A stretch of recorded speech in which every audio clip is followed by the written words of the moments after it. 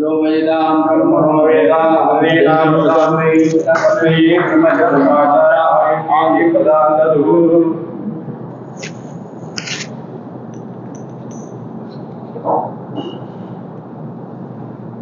हर हर नमः पार्वती पतये हर हर महादेव। जानकी कांत स्मरणं जय जय राम राम। गोपिका जीवन स्मरणं गोविंद गोविंद। सद्गुरु स्वामिनः जय, आंजनेय स्वामिनः जय। श्रीकांतो मातुलो यस्य जननी सर्वमंगला जनः शंकरो देवः तं वन्दे कुञ्जराननम्। பாலும் தெளிதேனும் பாகும் பருப்பும் இவை நான்கும் கலந்து நக்கு நான் தருவேன். கோலம் ஸ்ரீ துங்கக் கரிமுகத்து தூமணியே நீ எனக்கு சங்கத்தமிழ் மூன்றும் தான்.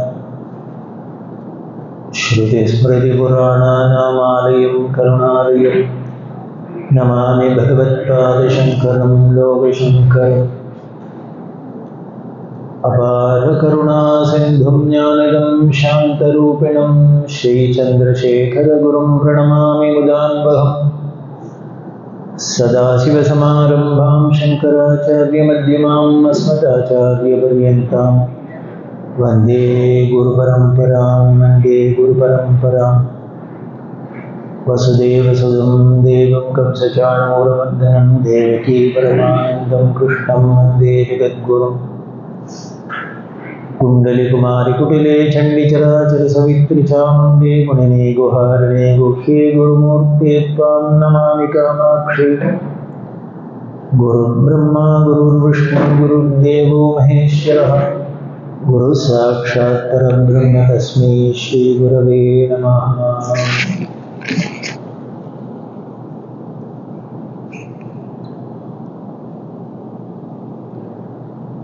यदा यदा हि धर्मस्य ग्लानिर्भवति भारत अभ्युत्थानमधर्मस्य तदात्मानं सृजाम्यहम् அப்படின்னு கீதையில் பகவான் எப்பெல்லாம் தர்மத்திற்கு நலிவு வருதோ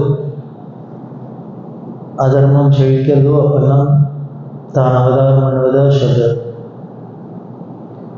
தர்மத்தை நிலைநாட்ட அதர்மத்தை கண்டிக்க. இந்த அதர்மம் வளர்றதுக்கு காரணம் அஜ்ஞானம், அறியாமை.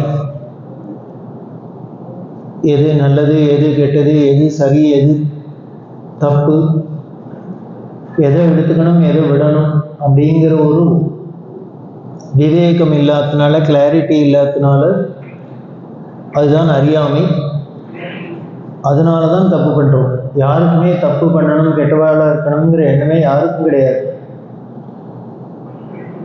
ஆனால் கெட்டவா நிறையா இருக்கு அப்படின்னா அது அறியாமையினால. ஏதோ அவள் நினச்சிருக்கிறது தான் சரி, அவள் பண்ணுறது தான் சரி, அதுதான் உண்மை அப்படிங்கிற ஒரு அறியாமையினால தப்பான வழி போகிறோம். அப்போ அந்த அறியாமையை போக்கணும் அப்படின்னா அறியாமையை இருட்டு அப்படின்னு சொல்லுவோம். இருட்டாக உருவப்படுத்துறது. அந்த இருட்டுக்கு எது வேணும் அப்படின்னு, ஒரு இடம் இருட்டாக இருக்குன்னா அங்கே என்ன வேணும்? வெளிச்சம் வேணும், ஒளி வேணும். அந்த அறியாமை இருட்டுக்கு எது ஒளி அப்படின்னு, ஞானம்தான் ஒளி, ஞான ஒளி. அறிவு இல்லைன்னா என்ன வேணும்? அறிவு வேணும், அவ்வளவுதானே. அப்போ அந்த ஞானம் அப்படிங்கிற அறிவை கொடுத்துட்டாலே போரும், அறியாமை போயிடும். அறியாமை போயிடுத்தினாலே போரும், நாம் யாரும் துஷ்டர்களாக இருக்க மாட்டோம், கெடுதல் பண்ண மாட்டோம். அப்படி இருக்கிறதுனாலேயே தர்மம் இருக்கும். அதனால் இந்த தர்மத்தை நிலைநாட்டணும் அப்படிங்கிறதுக்காக பகவான் ஒன்றும் பெருசாக அசாத்திய சாதனையெல்லாம் செய்ய வேண்டாம். இந்த அறியாமையை போக்கிட்டாலே போரும், தானே தப்பில்லாத இருக்கும், தர்மம் தழிச்சிருக்கும்.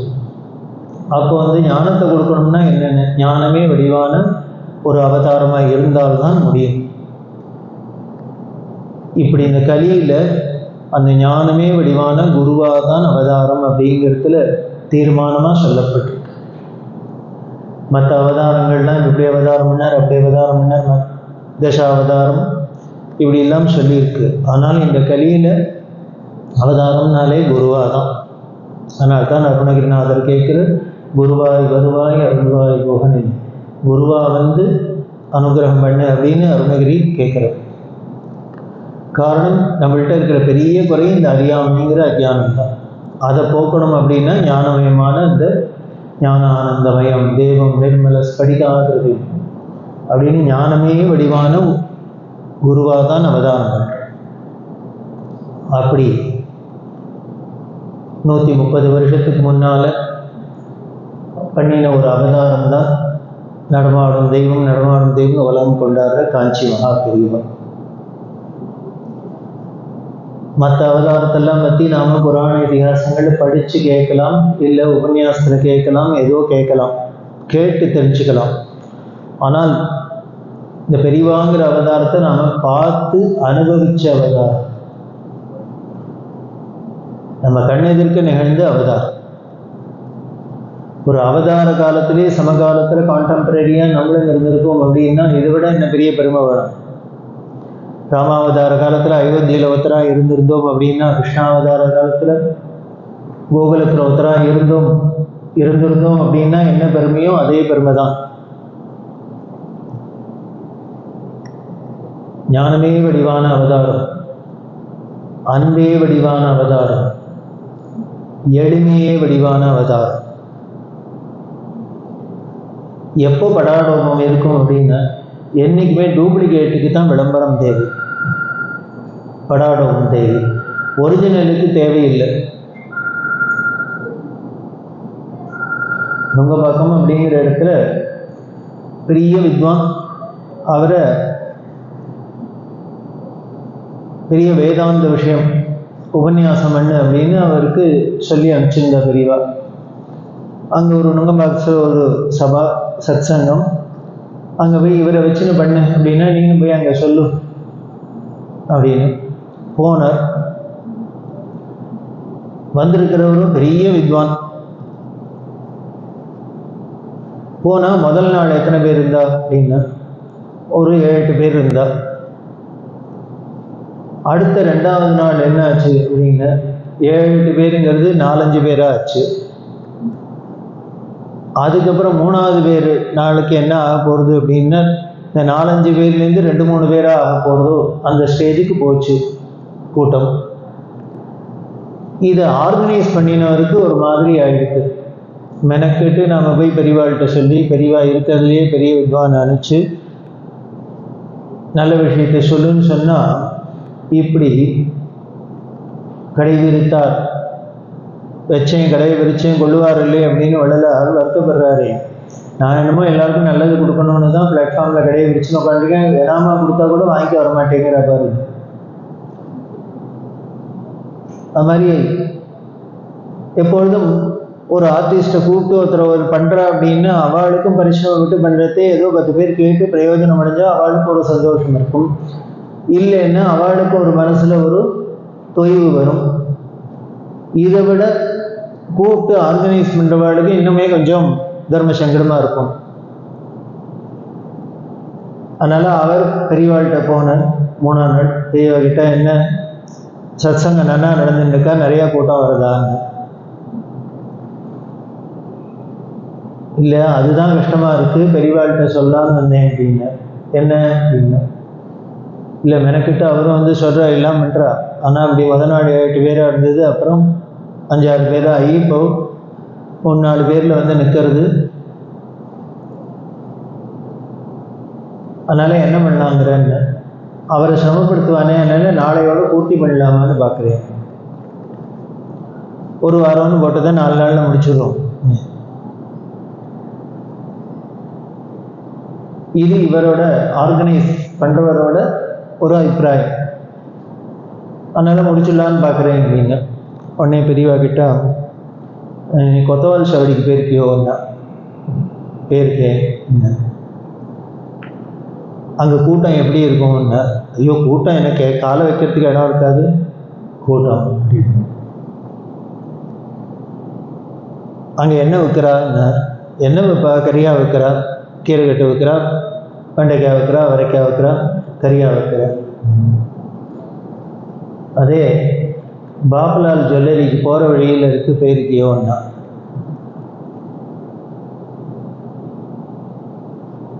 அங்கே எப்படி இருக்கும் கூட்டம்னா, ஐயோ அங்கே எப்படி இருக்கும் கூட்டம், என்ன வைரம் வைக்கிற கடையில் என்ன கியூலியா இருக்கும், யாரோ ஒருத்தர் இருப்பா, 2 பேர் இருப்பா.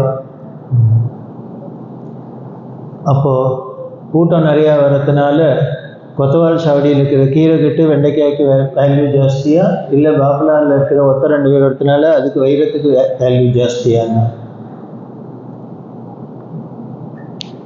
இவர் என்ன பதில் சொல்லுவார்? சொல்ல முடியல. உடனே பெரியவாசரா, இவர் நல்ல காரியம் பண்ண வேண்டியது நம்மளோட கடமை, பண்ணுறோம். நல்லதை நினச்சி எல்லாருக்கும் நல்லது கிடைக்கணும்னு நல்ல எண்ணத்தில் பண்ணுறோம். அதை உபயோகப்படுத்திக்கிறது படுத்திக்காது அவளோட பிராரப்தத்தை பொறுத்தது. அதனால் இனிமேல் கூட்டம் வந்தால் தான் அதுக்கு வேல்யூ ஜாஸ்தி, கூட்டம் வரலன்னா அதுக்கு மதிப்பு கம்மி அப்படிங்கிறது இல்லை. இவர் சொல்கிறது பெரிய வேதாந்த விஷயம், சொல்கிறவர் பெரிய மனுஷர். அதனால் வெண்டைக்காயும் கத்திரிக்காயும் கீரை விட்டு எல்லாரும் வாங்கி தான் ஆகணும். ஆனால் வைரத்தோடும் வைரமுக்தியும் எல்லாரும் வாங்கணுங்கிறது இல்லை. யாருக்கு பிராப்தம் இருக்கோ அவளால் தான் அங்கே போக முடியும். அதனால் கூட்டத்தை வச்சுட்டு கணக்கு போடாத, பண்ணுறத பண்ணிட்டு அது என்ன ஆகுதோ, யாருக்கு போய் சேரணுமோ அது பிராப்தம் இருக்கோ அவளுக்கு தானே போய் சேரும். அதனால் நினச்சபடி பண்ணு, என்ன பிளான் பண்ணியோ பண்ணு. பண்ணுறது நல்ல காரியம் பண்ணுறது நம்மளோட கடமை, பண்ணுறோம், அவ்வளோதான். அது போய் சேர்றதா, அது உலகம் உபயோகப்படுத்திக்கிறதாங்கிறது உலகத்தோட சாய்ஸ். யாருக்கு பிராப்தம் இருக்கோ வரட்டும், பண்ணி கேட்கட்டும், அடையட்டும், அவ்வளவுதான். அதே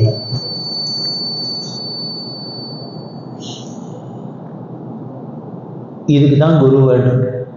பெரியவா எதுக்கு வேணும், பெரியவா எதுக்கு வேணும் அப்படின்னா, இதுக்கு தான் ஒரு ஞானி நமக்கு வழிகாட்டியாக வேண்டியிருக்கு இல்லையா? நாமளாக இருந்தால் என்ன பண்ணுவோம், நாம் கமிட்டிக்குள்ளேயே கேட்டோம்னா, ஆமாம் சார், நீங்கள் வேண்டாம் சார், அனாவசியமாக நம்ம கரண்ட் சார்ஜ் வச்சுட்டு இது மூடிடலாம் அப்படின்னா நமக்கு தோணும். உலகம் அப்படிதான் செலுத்துகிறோம்.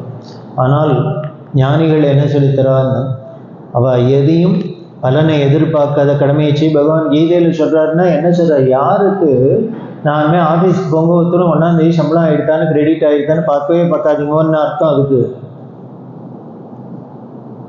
பலனை எதிர்பார்க்காத கடமையை செய் அப்படின்னா என்ன கீதையிலேயே சொல்லிட்டார். அப்படின்னா எனக்கு இனிமேல் சம்பளமே வந்துருத்தா வரலையா, கிரெடிட் ஆகிட்டா இல்லையான்னு பார்க்காத யாரானா ஆஃபீஸுக்கு போயிருப்பாளா?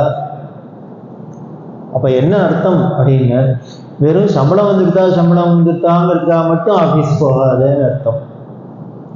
நீ ஒழுங்காக வேலை செஞ்சீங்கன்னா தானே வரதான் போகிறது. வெறும் சம்பளம் மட்டும் வரப்போகிறது இல்லை, அப்ரைசல்லேருந்து இன்க்ரிமெண்ட்லேருந்து ப்ரமோஷன்லேருந்து தானே வரப்போகுது. அப்போ உனக்கு கொடுக்கப்பட்ட கடமையை நீ ஒழுங்காக செய்யணும். அதை சின்சியராக அதை நாம் டெடிக்கேஷனோடு செஞ்சுட்டு இருந்தோம் அப்படின்னா, ஏன் அப்படின்னா நமக்கு இனிமேல் பலன்லேயே நம்ம புத்தி போச்சுன்னா காரியத்தில் நம்மளோட எஃபிஷியன்சி குறையும், கான்சன்ட்ரேஷனுங்கிறது குறைஞ்சி போகிறது. அதனால தான் கீதையில் சொல்கிற பலன் எப்படியும் வரதான் போகிறது. சயின்ஸ் இருக்குது அப்படின்னா every action there is a reaction அப்படின்னாக்க நம்ம பண்ணுறதுக்கு இனிமேல் விளைவு இல்லாத எங்கேருந்து போக முடியும்? இருந்து தான் ஆகும். அப்போ விளைவு என்னங்கிறதுலேயே புத்தி இருந்ததுன்னா அப்போ காரியத்தில் நம்மளோட திறமை குறையிறது. அப்போ திறமையோட காரியம் செய்யணும், முழுக்க அதில் மனசு ஈடுபட்டு காரியம் செய்யணும் அப்படின்னால் அப்போது அந்த பலனில் இருக்கிற நம்ம புத்தியை இந்த பக்கம் வச்சுட்டோம் அப்படின்னா காரியமும் நன்னா நடக்கிறது. இப்படி நன்னா காரியம் செய்யறதுனாலே பலனும் அதிகமாக கிடைச்சிருது. இதை கொடுக்கறதுக்கு தான் குரு வேணும். ஆனால் இதில் தான் நமக்கு அந்த அஜ்ஞானம்னா அறியாமை என்ன வருது? இங்கே தான் நம்மளை புத்தியை பேதலிக்க வைக்கிறது. இப்படி எந்த ஒரு நல்ல காரியம் பண்ணினாலும் அதுக்கு உண்டான பலன் தானே இருக்கத்தான் போகிறது. அதில் என்ன நடக்கும், என்ன பலன் அப்படிங்கிறது நாம் அதில் குறியாக இல்லாத இதை இன்னும் என்ன நன்னா பண்ணலாம் அப்படிங்கிறதுல நாம் கவனம் இருந்தால் போதும். இதைத்தான் பெரியவா சொல்றார். அதனால் அவரை வச்சுன்னு பண்ணு, சொல்கிறவா கேட்குறவா கேட்டுக்கிட்டோம், எடுத்துக்கிட்டோம், பண்ணுறதை நம்ம பண்ணுவோம் அப்படின்னு. இப்படி அறியாமை இருளை போக்குறதுக்கு தான் பெரியவாங்கிற ஒரு அவதாரம். யாராக இருந்தாலும் சரி, நாம் எப்படி இருக்கணும், என்ன பண்ணணும் அப்படிங்கிறதுல ஒவ்வொன்றுத்துக்கும் மனிதனாக பிறந்தா ஒரு நியதி இருக்கத்தான் இருக்கு. உலகத்தில் படைக்கப்பட்ட ஜீவராசிகள் எல்லாத்துக்குமே ஒரு நியதி இருக்கு. எதுவுமே நியதியை மீறதே இல்லை, மீறவும் முடியாது.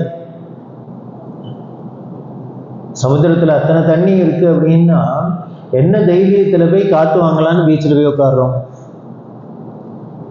என்ன கேரண்டி? திடீர்னு சுனாமி ஒன்று கிளம்பி 40 அடிக்கு அலையா வந்து மூடி தின்னாக்க என்ன பண்ண முடியும்? ஓடியா போக முடியாது.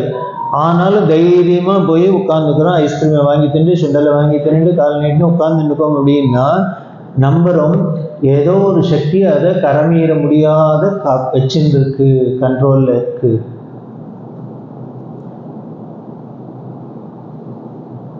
இப்படி ஒவ்வொரு விஷயமுமே அதாவது அந்தந்த நிலைமையில இருக்கிறதுக்கான ஏதோ ஒரு நியதிக்கு கட்டுப்பட்டு, யாரு அந்த நியதி, அந்த கட்டுப்பாடை யாரு விதிக்கிறா அப்படின்னா சர்வான உல்லங்கிய சாசனா, லலிதா சஸ்னம் சொல்லு. பராசக்தியான அம்பாள் அவ பண்றா. எந்த ஜீவராசிகளா இருந்தாலும் அதை அதுக்குன்னு ஒரு நியமத்தை கொடுத்து இப்படிதான் இருக்கணும், மீறினா என்ன பண்ண. அதே லலிதா சஸ்னம் சொல்றது சர்வான உல்லங்கிய சாசனா, யாராலையும் மீற முடியாத ஆணையை போட்டவள். சும்மா நம்ம எழுதுற சட்டம் மாதிரி இல்லை. யார் வேணா மீறலாம், யார் வேணா என்ன பண்ணலாம், தாண்டலாம் பண்ண முடியாது. அவ போட்ட சட்டத்தை ஒத்துராலையும் மீற முடியாது. மீறினா என்ன ஆகும்? அவ்வளவுதான். மீறி பாரு, அப்புறம் தெரியும். பார்க்கறதுக்கு இருக்க மாட்டேன். அப்படி இந்த இயற்கை நியதி அப்படிங்கிற நியமங்கிறோம். அதுக்கு கட்டுப்பட்டு தான் உலகத்தில் அத்தனையும் இருக்கு. இதே நியதி தான் மனிதனுக்கும் இருக்கு. அதைத்தான் தர்மம்ங்கிறோம். வாழ்க்கை நெறி. தர்மம் அப்படின்னா சனாதன தர்மம் அப்படின்னா என்ன? சனாதனம் அப்படின்னா அதோட நேர் அர்த்தம் தலைவன் இல்லாததுன்னு அர்த்தம். மற்ற மதத்துக்கெல்லாம் தலைவர் இருக்கா, இவரால் உருவாக்கப்பட்டது, அவரால் உருவாக்கப்பட்டதுன்னு தலைவர்.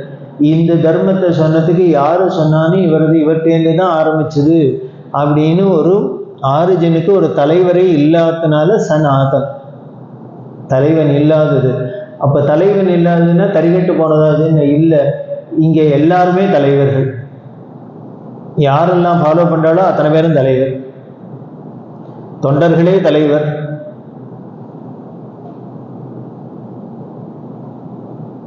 அந்த சனாதன தர்மம் என்ன சொல்றது? அதுதான் வழி காமிக்கிறது. அது எங்கேருந்து வந்தது அப்படின்னு வேதம்ங்கிற ஆணையினால வந்தது. வேதம் எங்கேருந்து வந்தது? எஸ்ய நிஸ்வசிதம் வேதாஹா அப்படின்னு எந்த வேதத்தையே மூச்சு காற்றாக உடையவனோ அவனே பகவான். அந்த வேத நெறியில யார் எப்படி இருக்கணும் என்னென்னு எல்லாம் சொல்லியிருக்கு. அதுவும் மனிதர்களுக்கு 6வது அறிவு இருக்கிறதுனால நல்ல விவரமா சொல்லப்பட்டிருக்கு. மற்றதுக்கெல்லாம் தர்மம் இருக்கிறது, யாரும் புஸ்தகம்லாம் எழுதலை, இனிமேல் தர்மசாஸ்திரம்லாம் எழுதலை. ஆனால் அதாவது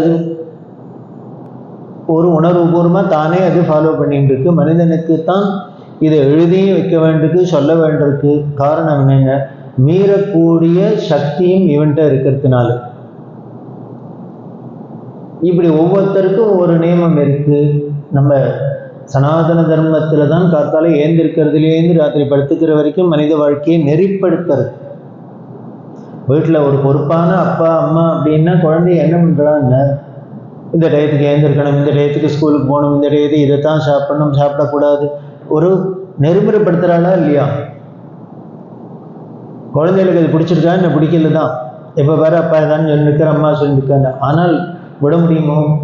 வேலி இல்லாத பயிர் வீணாயிடும்ங்கிறப்பல அப்போ ஒரு கண்ட்ரோலில் கொண்டு தான் வர வேண்டியிருக்கு. அதை போல தான் நமது சாஸ்திரமும் நம்மளை ஒரு நெறிமுறைக்கு கொண்டு வந்து இதை பண்ணு, இதை பண்ணாத, இப்படி இரு, அப்படி இரு, இப்படி பண்ணாத, அப்படி பண்ணாத சொல்லி கொடுக்கறது. அதுதான் சாஸ்திரம், அதுதான் தர்மம். அந்த தர்மம்னா என்ன அப்படின்னா, நீ சௌக்கியமா இருக்கணும்னு நினைக்கிறியோ இல்லையோ, இதே எண்ணத்தை என்ன பண்ண, எல்லாரும் சௌக்கியமா இருக்கணும்னு நினைச்சுட்டு எல்லாரும் சௌக்கியமா இருக்கிறதுக்கு நீ என்ன பண்ணணுமோ அதை பண்ணு. நீனும் சௌக்கியமா இருந்துக்கோ, அடுத்த வாழ்க்கை இடைஞ்சல் இல்லாத என்ன பண்ணணுமோ அதை பண்ணிக்கோ. இதுதான் வாழ்க்கை நெறி. அப்படி அதில் நமக்கு எல்லாத்துலேயும் சொல்லுது, ட்ரெஸ் கோட்லேருந்து சாப்பிட்றதுலேருந்து தூங்கி எழுந்துக்கிறதுலேயும் எல்லாத்தையும் சொல்லுது. விழுப்புரம்ங்கிற இடத்துல விரிவாக இருந்தால் அங்கே பக்கத்தில் நெல்லிக்குப்பம் அப்படிங்கிற ஊர். அந்த ஊரில் ஒரு பக்தர் ஸ்ரீனிவாசன் ஆண்டாள் அப்படின்னு அந்த தம்பதிகள் ரொம்ப சாதுக்கள், நல்ல அவளுக்குன்னு ஒரு குரு மாதா இருந்தா. அடிக்கடி அவள்கிட்ட போகிறது, அவள் வீட்டுக்கு போகிறது, அவள் நிறைய பெரியவா பக்தர், பெரியவாளை பற்றி நிறையா சொல்லுவா, விஷயங்கள்லாம் சொல்லுவா. இதை கேட்டு கேட்டு கேட்டு இவாளுக்கு பெரியவா மேலே ஒரு உயர்ந்த மதிப்பு வந்தது. பெரியவாளை போய் பார்க்கணும் அப்படின்னு ஆசைப்பட்டா. யார் வேணால் போய் பார்க்கலாம், போய் பாரு அப்படின்னா. விழுப்புரத்தில் பெரியவா இருக்கா. இவ போன பெரியவா பூஜை ஆகி எல்லாருக்கும் தீர்த்தம் கொடுத்துட்டுருக்கா. க்யூவில் எல்லாரும் வந்துட்டுருக்கா, ஒவ்வொருத்தருக்கா தீர்த்தம் கொடுக்கறதே. இவா போனா, நெல்லிக்குப்பத்துலேருந்து வந்திருக்கேன், அடியேன் சீனிவாசன் சம்சார ஆண்டாள் அப்படின்னா அப்படி நேர் இறங்க பார்த்தா. பார்த்துட்டு அடியேன் ஸ்ரீ வைஷ்ணவன் அப்படின்னா. இது சொன்னோன்னு பெரியவா என்னன்னா எடுத்த தீர்த்தத்தை உள்ளுக்குள்ளே போட்டா, கொடுக்கல அப்படின்னு தலையாட்டினா நான் இருந்துட்டா வீட்டா. இது இவாளுக்கு ஒரு ஷாக்காக இருந்தது. என்ன நம்ம இந்த பாட்டி, குரு பாட்டி சொன்னால் பெரியவாளை போல் கருணாமூர்த்தி கிடையாது, பெரியவாளை போல் அனுகிரகம் பண்ணுறதுக்கு ஆள் கிடையாது அப்படி இப்படின்லாம் சொன்னால், இப்போ முதல்ல வந்திருக்கோம், வந்து பெரியவாளை ஆசையாக வந்து தரிசனம் பண்ணணும்னு பார்த்துட்டு பிரசாதம் வாங்கிக்கணும்னா இப்படி எடுத்த தீர்த்தத்தை கையில் விடாது கீழே வச்சுட்டாரு அப்படின்னு. அது ஒரு மாதிரி டிசப்பாயின்மெண்ட் தானே, எல்லாருக்குமே இருக்கக்கூடியதான். வருத்தப்பட்டுனா வீட்டுக்கு வந்தால், வீட்டுக்கு வந்து அந்த பாட்டிகிட்ட சொன்னான், போனேயே தரிசனம் கிடச்சதா, பிரசாதம் கிடச்சதுன்னு பார்த்தோம், கிட்டக்கு போனால் இது மாதிரி ஆயிடுது அப்படின்னு. அவளுக்கு ஒரே ஆச்சரியம், பெரியவா அப்படிலாம் பண்ணுறவா இல்லையே, ஏனால பண்ணா தெரியலப்பா, தெரியல அப்படின்னா. சரி, அன்னைக்கு ஏதோ காலம் சரியில்லை, ஏதோ பெரியவாளுக்கும் என்ன காரியமோ தெரியல, அதனால கொடுக்கலன்னு வச்சுக்கலாம்னா, அடுத்தது 2-3 தரம் போனா, 2-3 தரம் போனாலும் இப்போ தீர்த்த பிரசாதம் கொடுக்குற டைம் இல்லை. ஒவ்வொருத்தரையும் யாரோ தரிசனம் கொடுத்தனுங்க, ஏதோ பழத்தை கொடுக்குறா, பிரசாதத்தை கொடுக்குறா. ஆனால் இவா வந்தால் மட்டும் பிரசாதம் கொடுக்கல. இப்படியே 3 தரம் ஆச்சு. அதுக்கப்புறம் நம்ம போகணும்னு தோணும், மடத்துக்கு போகணும்னு தோணும், இவர் கிடக்காரு, வேற எங்கேயாலும் சாமியாரை பார்க்க போகலான்னு தானே தோணும். ஆனால் இவாளுக்கு தோணலை. சரி, ஏதோ நமக்கு பிராப்தம் தான் போல இருக்குன்னு அந்த குரு பாட்டியும் என்ன பண்ணினா, இப்படி 1 தரம் 2 தரம் 3 தரம் ஆனோன்னா அவளுக்கு என்ன பண்ணுறதுன்னு தெரியல. இவளை எத்தனை தரம் தான் சமாதானப்படுத்துறது. போயிட்டா. இவ திருப்பதிக்கு போக வேண்டியது, திருப்பதிக்கு போனால் பெருமாளை சேவிக்கிறது ஒரு முடி காணிக்க இவளுக்கு ஏதோ இருந்திருக்கு. அதனால இந்த சீனிவாசன் பண்ண முடி காணிக்க கொடுக்கறதுன்னு திருப்பெருமாள்கிட்ட போய் இருங்க. நமக்கு ஒரு சம்பிரதாயம், கல்யாணமாகி இருந்தாக்க கிரகஸ்தனாக இருந்தால் முழுக்க மொட்டை அடிச்சுக்கிறது இல்லை அப்படின்னு சிகை வச்சுன்னு இருக்கணும். அதனால என்ன பண்ணால் முடியை இறக்கிறதே, நடுப்புற தலையில் துணிவுண்டு முடியை விட்டுட்டு மீதியை ஃபுல்லாக முடியை இறக்கிட்டான். ஆச்சு இந்த சீனிவாசனுக்கு. இவா என்ன பண்ணினா, அங்கேருந்து பெரியவா காளஹஸ்தியில் இருக்கா. வந்து பஸ் ஸ்டாப்பில் பார்த்தா காளஹஸ்தின்னு பார்த்தோன்னே ஒரு சபலம். போகிறதுக்கு முன்னால் அப்படியே வேணால் காளஹஸ்தி போய் பெரியவாளை சேவிச்சுட்டு போனால் என்னன்னு தோணிட்டு இருந்தாலும் ஒரு பயம், இப்போ போனால் என்ன பண்ண போகிறாரோ தெரியாது. சரி, 2 பேரும் ஏறிண்டா நேராக காளஹஸ்தி வந்தோம்.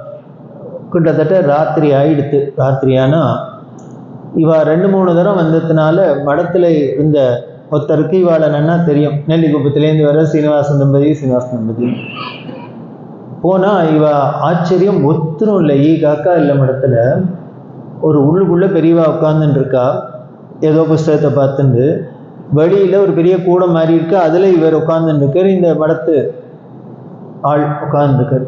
இவ பார்த்தோன்னே வா வா வா எங்கேருந்து வரப்போ அப்படின்னு. இல்லை மாமா திருப்பதி போனோம், பெருமாளை சேவிச்சோம், அப்படியே காலஹஸ்தின்னு பஸ்ஸை பார்த்தோன்னே பெரியவாளை வந்தால் சேவிச்சா தேர்ந்தோன்னு வந்தோம் அப்படின்னு. போ போ போ சீக்கிரம் போ, பெரியவா படுத்துட்டு போகிறா, உள்ள தனியாக தான் உட்காந்துருக்கா, போ அப்படின்னு. இவா 2 பேரும் பயந்துட்டே போகிறா. அப்போவான கூட்டத்தில் இருந்தது பரவாயில்ல, இப்போ தனியாக வேற இருக்கும். போன ரூமில் அப்படி உட்காந்து படிச்சிருந்த பெரியவா பார்த்தா இவா வெளியில் நின்றுருக்கா அந்த ரூம் வாசல்ல. பார்த்துட்டு எங்கேருந்து வர அப்படின்னா, திருப்பதி பேர்னா திருப்பதியிலேருந்து வரோம் அப்படின்னா. என்ன இது என்ன அப்படின்னா, தலை இப்போ மொட்டையாக இருக்கே என்ன, இல்லை போனோம் முடி காணிக்காதனால என்ன. உடனே 2 பேரும் சேவிச்சோன்னு அப்படி பார்த்துட்டு உடனே என்னம்னா தானே ஏந்துண்டா. நேராக பக்கத்தில் போனால் ஒரு தையல் இலையை எடுத்தா, அதில் குங்குமம் அக்ஷதை கல்கண்டு எல்லாத்தையும் வச்சுட்டு உள்ளவா அப்படின்னா. அவள் இருக்கிற ரூமுக்குள்ளே வர சொல்றா. வந்துட்டு இந்த பிரசாதம், இப்போ தான் நீ ஸ்ரீ வைஷ்ணவம் பிரசாதம்.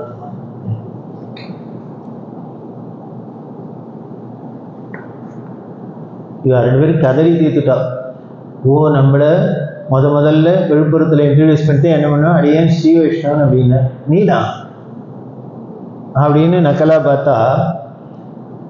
அதுக்கப்புறம் 3 தரம் ஏன் பிரசாதம் கொடுக்கல அப்படின்னா, இப்போ ஏன் கொடுத்தான்னா, இப்போ சிகையை பார்த்தோன்னு சதா இப்போ சொல்லு, இப்போ தான் ஸ்ரீ வைஷ்ணவன் இந்த பிரசாதம் அப்படின்னா என்ன என்ன, நான் இனிமேல் ஸ்ரீ வைஷ்ணவன் அவர் இவா அப்படின்னு நம்மளோட குலங்கோத்திரத்தை சொல்லிக்கிறதுனால மட்டும் பெருமை இல்லை. என்னென்ன அதுக்கேற்ற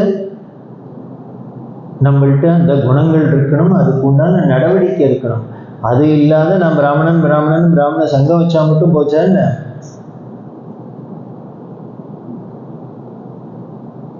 இனிமேல் நாம் பிராமணனா இருந்தோம்னா அனுஷ்டானத்தோடு இருந்தோம்னா சங்கமே வைக்க வேண்டாம். இந்த ரிஷிகளான்னு வச்சிருந்தாளா என்ன, அசோசியேஷன் வச்சிருந்து என்ன, அனுஷ்டானம் எல்லாமே யாரை எதை நம்மளை உலகத்தில் நிறுத்துறது அப்படின்னு நம்மளோட நடவடிக்கை தான். வையத்துள் வாழ்வாங்கு வாழ்வார் வானொரியம் தெய்வத்துள் வைக்கப்படும். பெரியவாள உலகம் இனிமே தெய்வம் நடமான தெய்வம் கொண்டாடுறது, கோவில் கட்டி கொண்டாடுறது, ஊருக்கு ஊர் கொண்டாடுறதுன்னா என்ன, அவர் என்ன கொண்டாடுனாரா, இல்லைன்னா ஏதான அவதாரம்னாரா, ஏதானும் கிளைம் பண்ணிட்டாரா என்ன இல்லை. ஏன்னு அவர் எப்படி இருக்கணுமோ இருந்து காமிச்சர் 100% பியூரா. அதனால உலகத்தால் ரெக்கக்னைஸ் பண்ணாத இருக்க முடியும். இதைத்தான் வள்ளுவர் சார், நீ எப்படி இருக்கணுமோ இருக்கிறபடி இருந்துரும். நீ அப்படி இருந்துட்டேன்னா 100% பர்ஃபெக்டாக இருந்துட்டீங்கன்னா உன்னை உலகம் தானே தெய்வமாக தூக்கி வச்சிருப்பார். நீ மேலே ஏறியே உட்கார வேண்டாம்.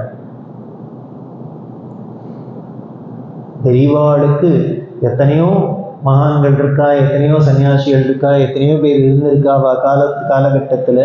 ஆனால் அதில் நடுப்புற அத்தனை பேருக்கும் நடுப்புற இவாளுக்கு என்ன ஒரு பெருமை, எது அவளை உயர்த்திட்டு தூக்கிட்டு அப்படின்னா அவரோட அந்த குணம், நடவடிக்கை,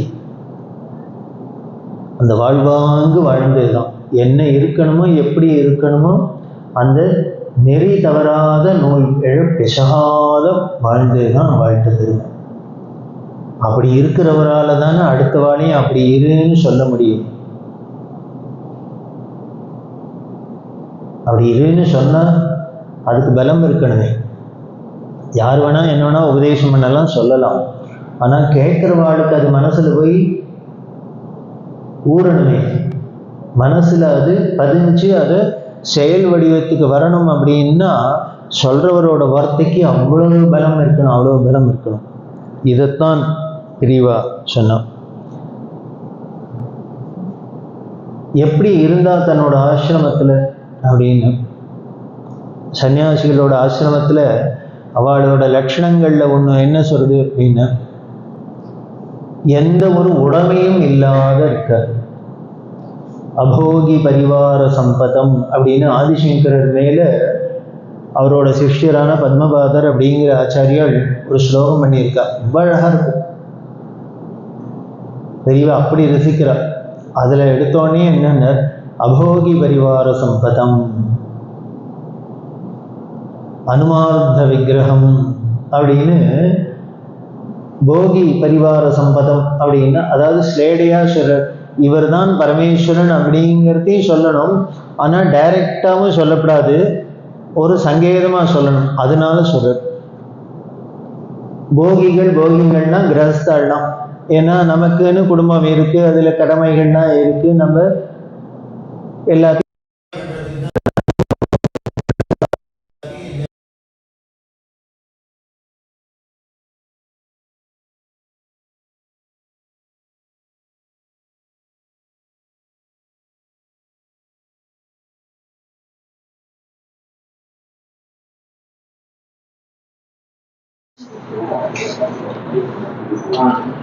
ஓம்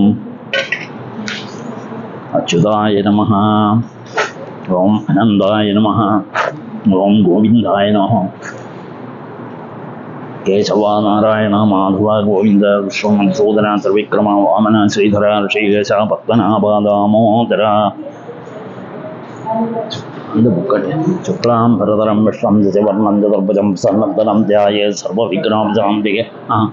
ஓம் भो ओम भोहां स्वाहा ओम महा ओम जनः ओम दपः ओम सत्यम ओम तत्सवितुर्वरेण्यं भर्गो देवस्य धीमहि धियो यो न प्रचोदयात् ओमा ज्योतिर्सा अमृतं ब्रह्मावोर्भवसरोम ओम ओम ओम ममोपात समस्त गुरुदक्षयद्वारा श्री परमेश्वर प्रीत्यर्थं शुभे शोभने मुहूर्ते अद्य ब्रह्मणः द्वितीयपरार्थे श्वेतपराकल्पे वैवस्वतन्वन्तरे अष्टाविंशतितमे कलियुगे प्रथमे पादे जम्बूद्वीपे भारतवर्षे भरतखण्डे मेरोः दक्षिणे पार्श्वे शकाब्दे अस्मिन् वर्तमाने व्यापकारिके प्रभवादि षष्टिसंवत्सराणां मध्ये पराभवनाम संवत्सरे उत्तरायणे वसन्त ऋतौ ऋषभमासे कृष्णपक्षे अद्य त्रयोदश्यां शुभतिथौ वासरः भृगुवासरयुक्तायाम् अपभरणे नक्षत्रयुक्तायां शुभयोग शुभकरण एवं गुण विशेषण विशिष्टायाम् अस्यां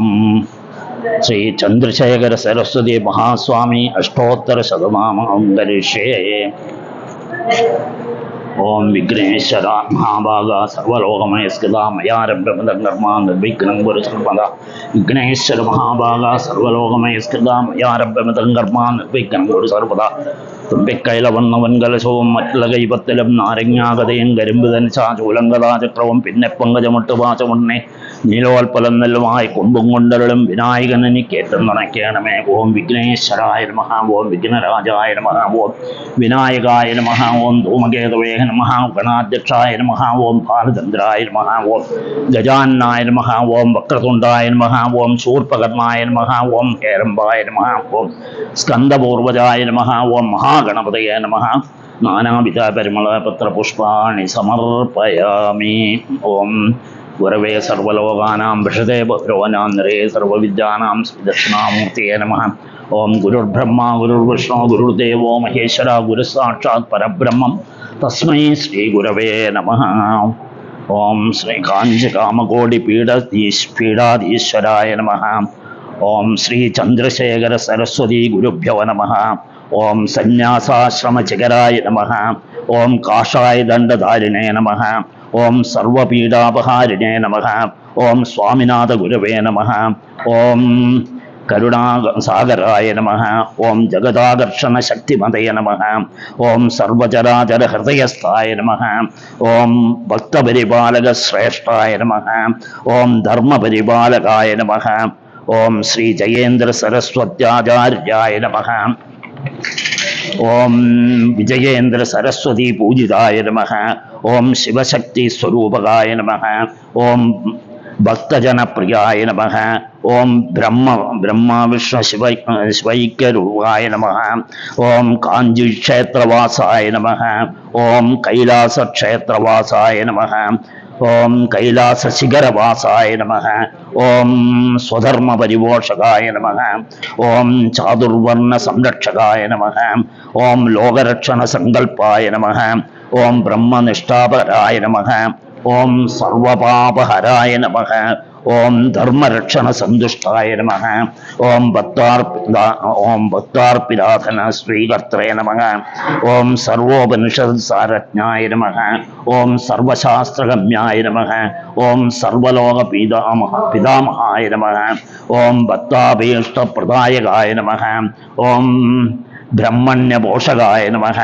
ഓം നാനാവിധ പുഷ്പാർച്ചിതപദായ നമഃ. ഓം രുദ്രാക്ഷകിരീടധാരിണേ നമഃ. ഓം ഭസ്മോദ്ദൂളിത വിഗ്രഹായ നമഃ. ഓം സർവജ്ഞായ നമഃ. ഓം സർവജ്ഞായ നമഃ. ഓം സർവചരാചര വ്യാപകായ നമഃ. ഓം അനേക ശിഷ്യ പരിപാലകായ നമഃ. ഓം മനശ്ചാഞ്ചല്യ നിർവർത്തകായ നമഃ. ഓം മനസ്സാഞ്ചല്യ നിവർത്തനായ നമഃ. ഓം അഭയഹസ്തായ നമഃ. ഓം ഭയാപഹായ നമഃ. ഓം യജ്ഞപുരുഷായ നമഃ. ഓം യജ്ഞാനുഷ്ഠാന രുചിപ്രദായ നമഃ. ഓം യജ്ഞസമ്പന്നായ നമഃ. ഓം യജ്ഞസഹായകായ നമഃ. ഓം യജ്ഞഫലദായ നമഃ. ഓം യജ്ഞപ്രിയായ നമഃ. ഓം ഉപമാനരഹിതായ നമഃ. ഓം സ്ഫടിക തുളസി രുദ്രാക്ഷഹാരധാരിണേ നമഃ.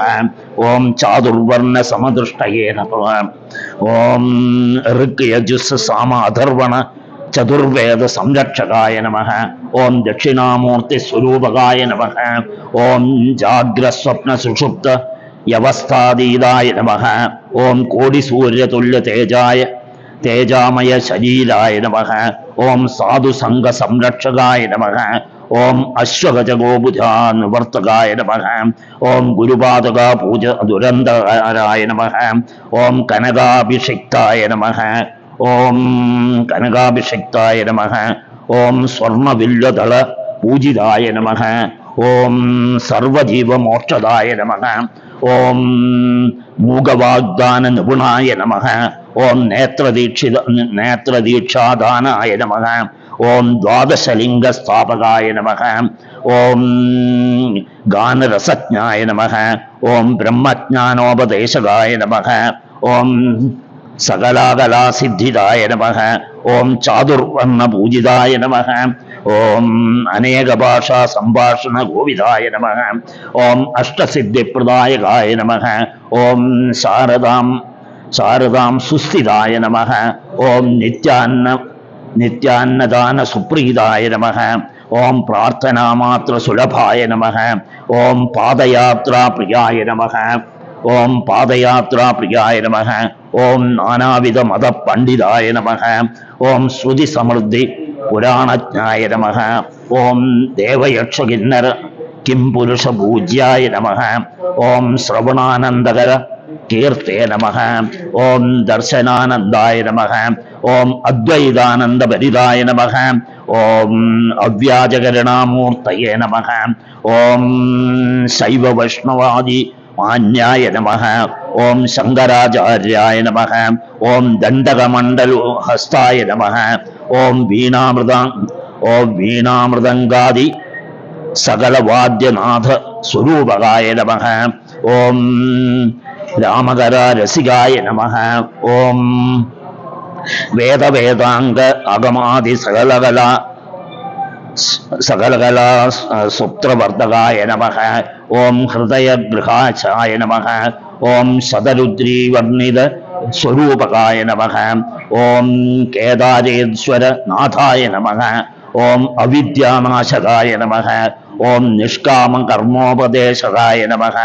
ഓം ലഘുഭക്തി മാർഗോപദേശായ നമഃ. ഓം ലിംഗസ്വരൂപായ നമഃ. ഓം സാളഗ്രാമ സൂക്ഷ്മ സ്വരൂപകായ നമഃ. ഓം കാലഢ്യാം ശങ്കരകീർത്തി സ്തംഭ നിർമ്മാണകർത്രേ നമഃ. ഓം ജിതേന്ദ്രിയായ നമഃ. ഓം ശരണാഗത വത്സലായ നമഃ. ഓം ശ്രീശൈലചകരവാസായ നമഃ. ഓം ധമരുഗതനാഥ വിനോദനായ നമഃ. ഓം വൃഷഭാരൂഢായ നമഃ. ഓം ദുർമതനാശകായ നമഃ. ഓം ആഭിചാരിക ദോഷഹർത്രേ നമഃ. ഓം മിതാഹാരായ നമഃ. ഓം മൃത്യുവിമോചന ശക്തായ നമഃ. ഓം ശ്രീചക്രാർച്ചന തത്പരായ നമഃ. ഓം ദാസാനുഗ്രഹകാരകായ നമഃ. ഓം അനുരാധ നക്ഷത്രജാതായ നമഃ. ഓം സർവലോകഖ്യാതശീലായ നമഃ. ഓം വെങ്കടേശ്വര പദ്മഷ്ടപദായ നമഃ. ഓം ത്രിപുരസുന്ദരീ സമേത ശ്രീ ചന്ദ്രമൗളീശ്വര പ്രജാഭൂതായ നമഃ. ഓം ഇതി ശ്രീ കാഞ്ചി കാമകോടി പീഠാധീശ്വര ജഗദ്ഗുരു ചന്ദ്രശേഖര സരസ്വതി അഷ്ടോത്തരശതമാവളി സമ്പൂർണം. സർവലോകാനാം ഗുരുബ്രഹ്മ ഗുരുർവിഷ്ണു ഗുരുദേവോ മഹേശ്വര ഗുരു സാക്ഷാത് പരബ്രഹ്മം തസ്മൈ ശ്രീ ഗുരവേ നമഃ. പെരുമള പുഷ്പ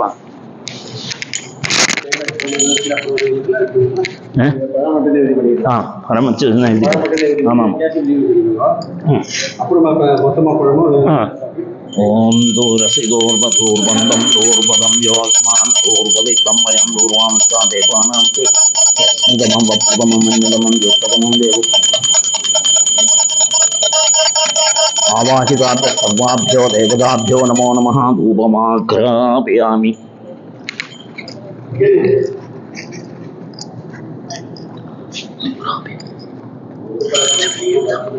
दीप्यस्य जातवेदो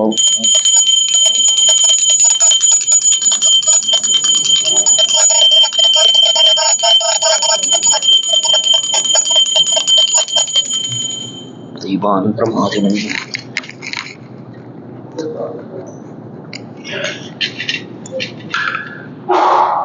देवान्तरमादिमनीयं समर्पयामि. ओं भूर्भुवस्सुवः.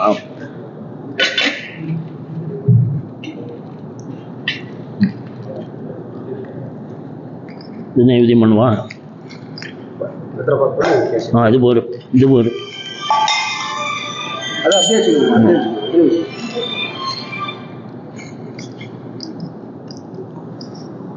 ഓം ഭൂർഭുവസ്സുവഃ.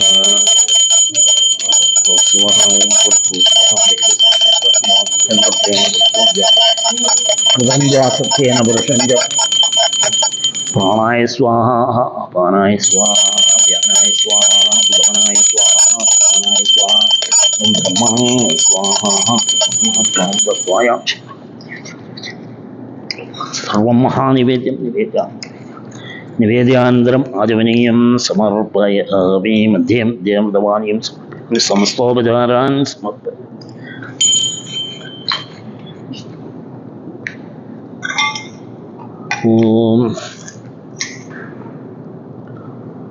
ഓം സോമോപായേദാസരാജ്യമാതത്തെ യോ രാജാ സഞ്ജാജ്യവാസോമയമേതയ ദേവസ്വാമിതാനി ദീപം ചുഭവന്തി വേദാവന്തോ വൈ ദൈവാനാഗം സവാഹ സയേവാസ്മൈ സവാൻ പ്രയച്ഛന്തി സയേനം പുനഃസുവം ദേവരാജ്യായ ദേവസുരാജാ ഭവതി. രാജാതിരാജായ കൃതജ്ഞതായിനേ നമോ വയം വൈ ശ്രവണായ കുർമഹി സമേ കാമായ നിത്യം ഈശ്വരോ വൈ ശ്രവണോജാതി കുബേരായ വൈ ശ്രവണായ മഹാരാജായ കർപ്പൂരനീരാജനം നശ്യാമി. നീരാജനാനന്തരം ആചമനീയം സമർപ്പയാമി. രക്ഷാന്താരയാമി. ബൃഹത്സാമാക്ഷത്രപ്രത് വൃദ്ധവിഷ്ണയം ദ്രഷ്ടഭോജം സുവീരമുഗ്രവീരം ഇന്ദ്രസ്തോമേന പഞ്ചദശേന മധ്യമിതം വാതേന സകരേണ രക്ഷാരക്ഷ.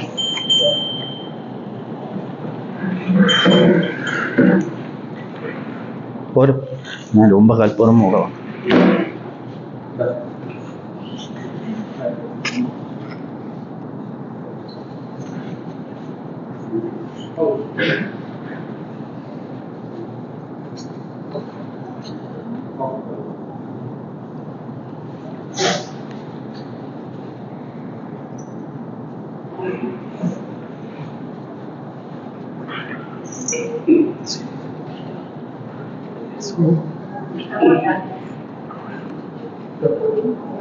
ദീനം യാദേവാദരിപൂർണ്ണ